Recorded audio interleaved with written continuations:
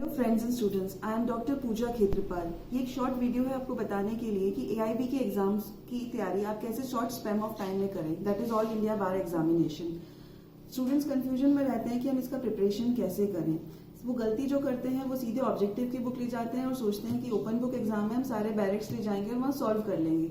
लेकिन आपको अगर पता ही नहीं होगा कि कहाँ क्या दिया हुआ है तो पन्ने पलटने में टाइम वेस्ट होगा। टोटल एक्ट्स जो है इसमें 26 एक्ट्स हैं और उसके बाद 3 घंटे 30 मिनट का आपको जो टाइम पीरियड मिलता है, अगर हमें पता नहीं होगा कहाँ क्या है तो हमारा टाइम वेस्ट होगा।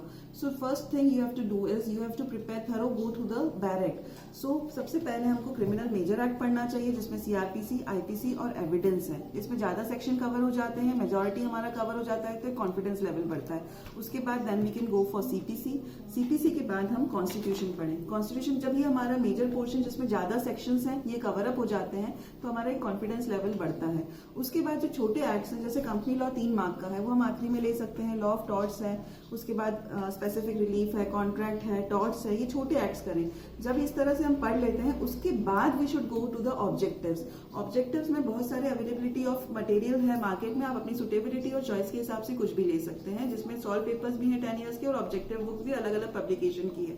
इंग्लिश मीडियम स्टूडेंट्स के लिए मैं ये बोलूंगी कि जो एसएन पब्लिकेशन का वॉल्यूम 1, 2 और 3 है आप ये ले सकते हैं। ये आपको एलएलएम एंट्रेंस में भी काम आएगा।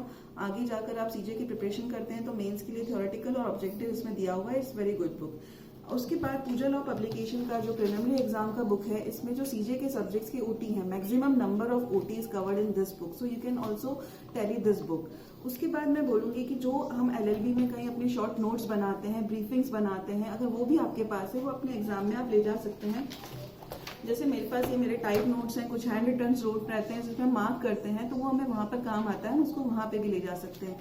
सो थिंग इज दैट कि how we can do maximum things in a short span of time. So this is the strategy you have to plan. You have to first go through the barracks and then go to the OT. Best of luck students for your exam.